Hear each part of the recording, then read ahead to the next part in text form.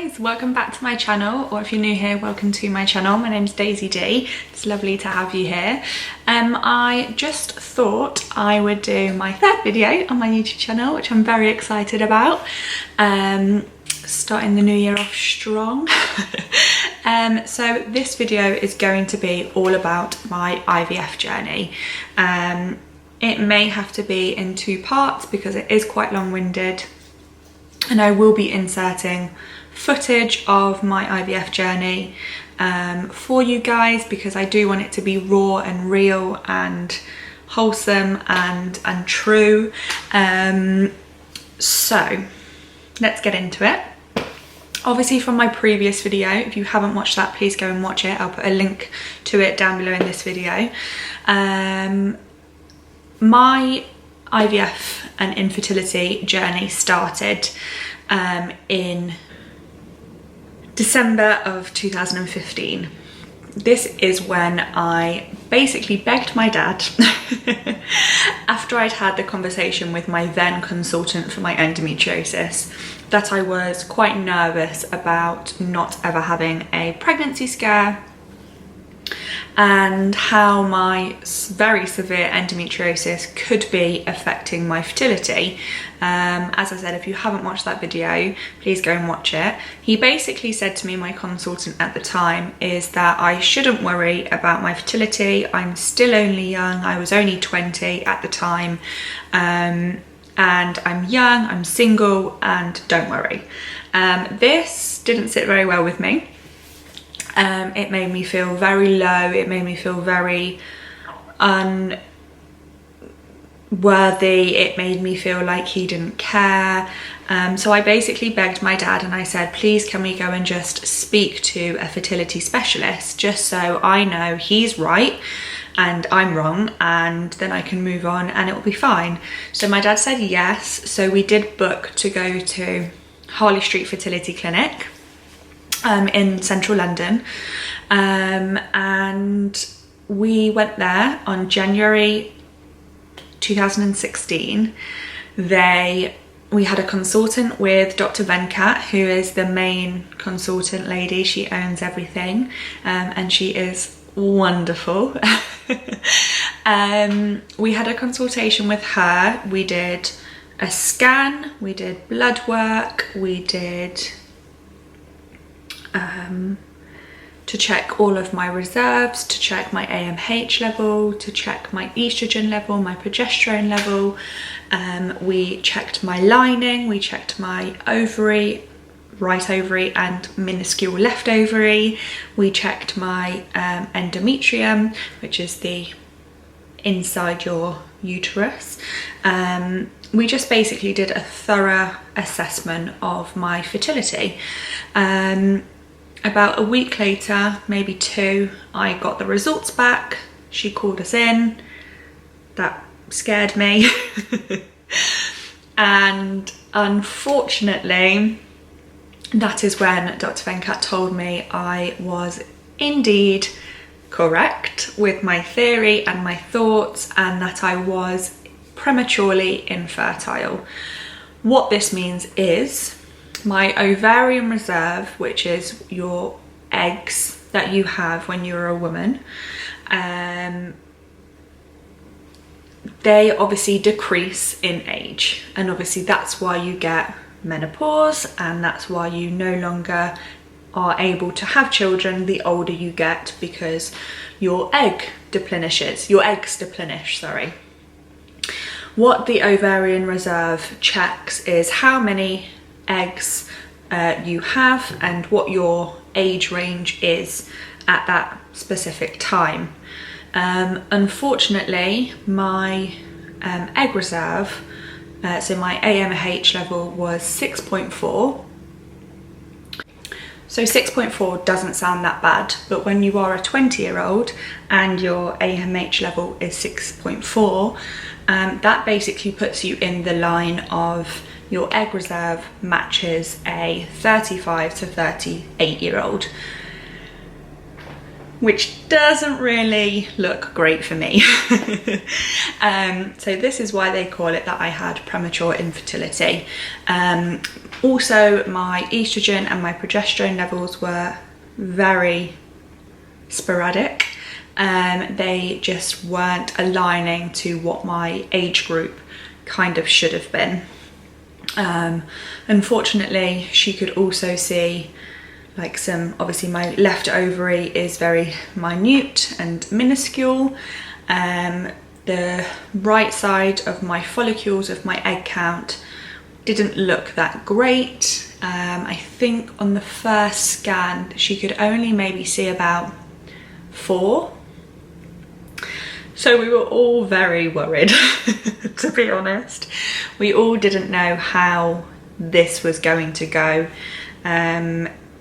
It was a huge shock, even though I knew something in my head that it wasn't right. My body just wasn't giving pregnancy vibes ever.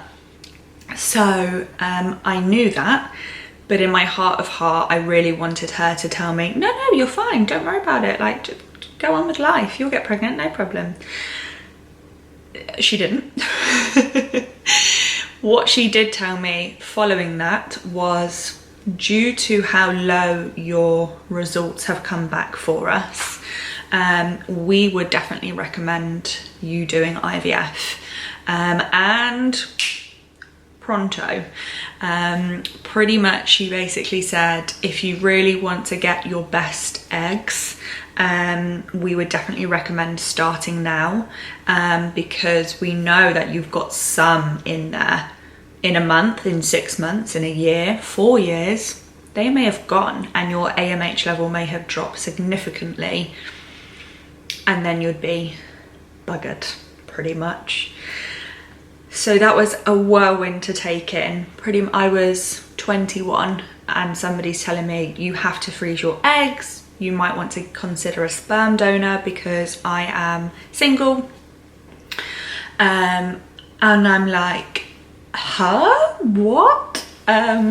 It was crazy. I did definitely feel quite lonely, because obviously none of my friends were going through this, and nobody I knew was going through this. I think IVF is a very taboo subject. I think infertility is even more of a taboo subject. You're kind of, she's infertile, you can't speak about it, don't look at her type thing.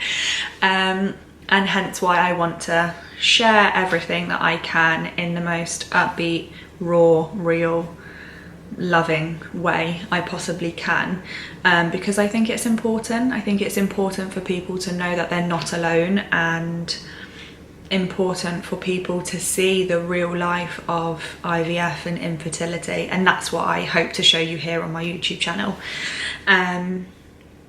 So pretty much March 2016, I'm in the clinic. The clinic is amazing, it's wonderful. The staff members there, in such a shitty situation that you're in, they make it amazing. Yes, it's a business, so I understand that side of things, but for me anyway, I can't fault them. They were absolutely amazing, and I am forever grateful for them all. So in 2016, in March, I did my first egg collection, and I did stims, which you do, which is basically stimulating your follicles in your ovaries, which mature your eggs that are in the follicles. And you have to inject yourself. You can take medication, so you can take oral medication, vaginal medication, anal medication, patches, injections, creams. There's a load of different things that you can take. These stims normally take about 2 to 3 weeks. Mine was a little bit of a longer process. I'll put a photo here of my protocol. and you basically follow those protocols. You go for scans, you go for blood work, you make sure your estrogen is rising, your progesterone is rising or decreasing, whichever one it is. And yeah, you basically go for it. Stims is painful. It is unpleasant. Your mood and your life changes. Your mood swings are pretty crazy. Mine were anyway. The bloatedness is pretty crazy too. Injecting yourself for a couple of weeks isn't fun. It's not. Even though you know the outcome, you hope for a baby, but it's still not fun. It's also a lot of money. A lot of money. And especially because I wasn't lucky enough to get it on the NHS, because I was so young and I didn't have a partner, even though I have a medical condition which caused my infertility.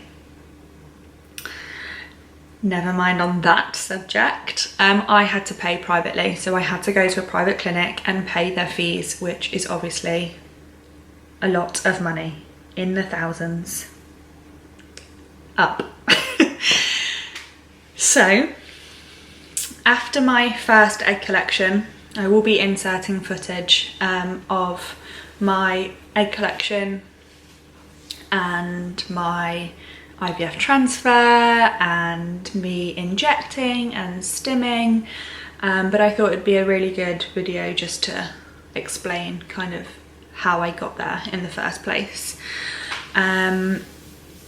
In the May of 2016, so in the March, let me tell you how many eggs I froze. So in March of 2016, I got 9 eggs, which is great. I also had to choose a sperm donor. The reason for this is because I knew I was going to have a frozen transfer, because I wasn't yet ready to have a child at 21. I did want to wait, and I also needed more surgeries for my endometriosis. I knew I was going to have a frozen transfer. My clinic told me and advised me that the best success rate was a frozen embryo instead of a frozen egg. So we did both. The first round of March 2016, I collected, well, I didn't, they collected 9 eggs, which is amazing. As obviously, as I said, the first scan that we had, we could only really see about 4. So the stims helped us get 9. In that process, I also had to choose a sperm donor. This is pretty crazy. At 21, picking from a book, a catalogue, online, the person who's going to give you a gift, an amazing gift, to help you conceive your child.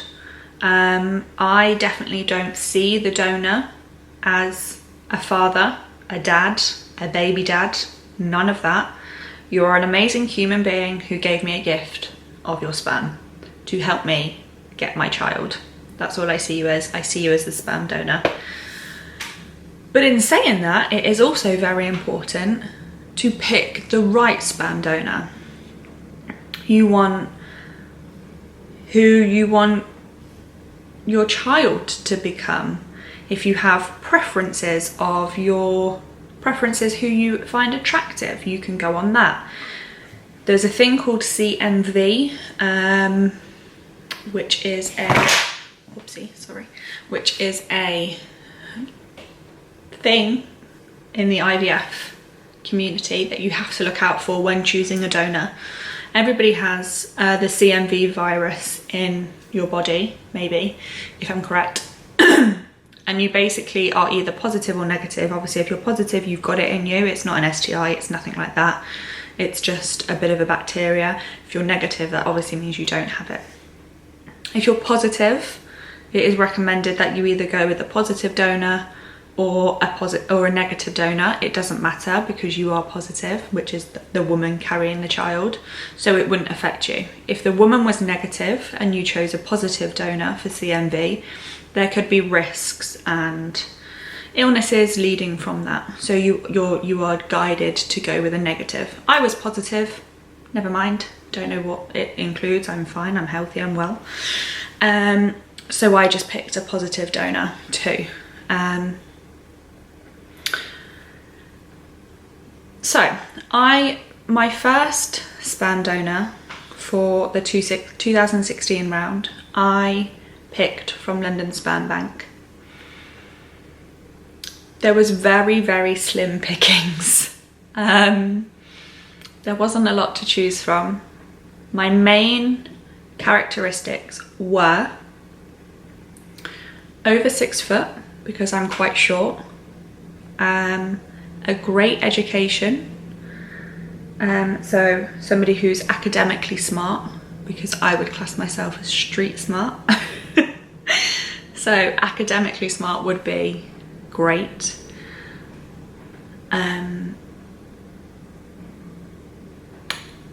CMV, positive or negative, I obviously chose positive. A history of clear genetic DNA, so no carrier of any diseases or anything like that. The only one that was there I took, and I picked him. So we froze my egg and his sperm together, and we got 5 embryos. Then, after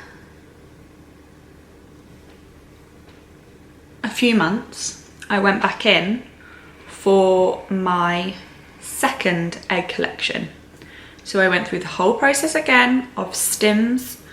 I think I even went through a longer protocol because we wanted to increase the chances of me getting bigger and maturer follicles. So in May, I got 5 eggs.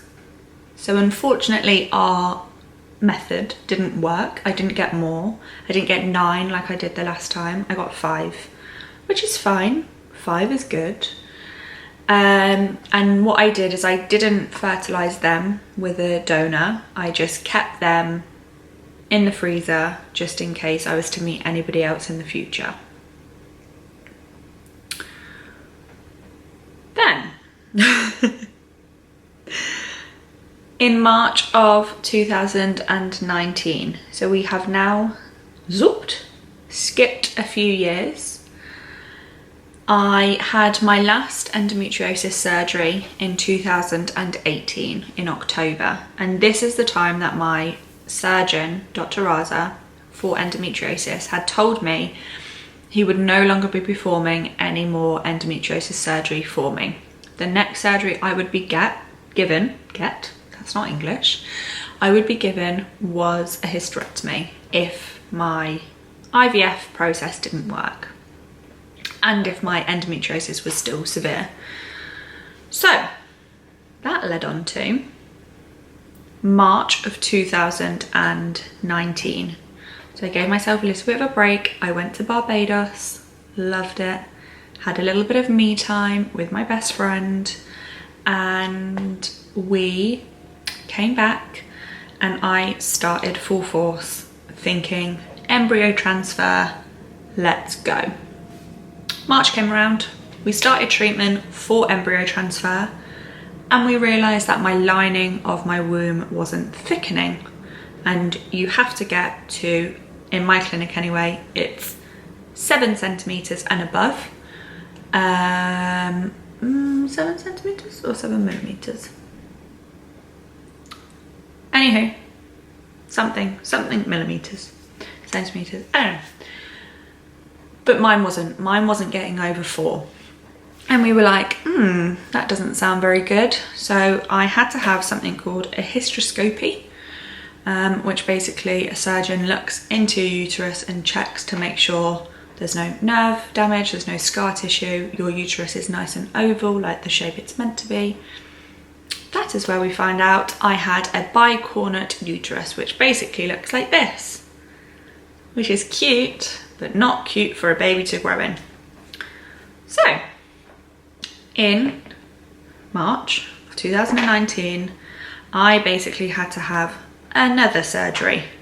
And that surgery was to just literally cut off the top of my uterus to make it a decent shape for a baby to grow full term in. With this, unfortunately, that meant I had to have a rest period of a couple of months. So I had to have 2 cycles of my period, of my menstrual cycle, and a whole month of healing after the surgery. So we basically got to June of 2019. June of 2019, we defrosted all of my embryos. So the 5 embryos, 5 of them were fine, 5 of them defrosted. And then you basically have to wait for day 3 and then day 5. And day 5 is normally the day that you transfer, because it's the best likelihood of your embryo surviving. We got to day 3 and I only had 2 left that were growing, if you will. And my clinic basically called me and said, you need to transfer 1 today because we don't think either of them will survive another day. Okay. That was a shock. I ran to my clinic and we did a transfer. So we did a transfer on the 3rd of June. And then you basically wait 2 weeks. It's the worst 2 weeks of your life. It's horrible. Well, in my case it was anyway. I was firmly convinced that I was pregnant. I had to also take progesterone and oil shots, which go in the upper of your bum. I despised them. I hated them.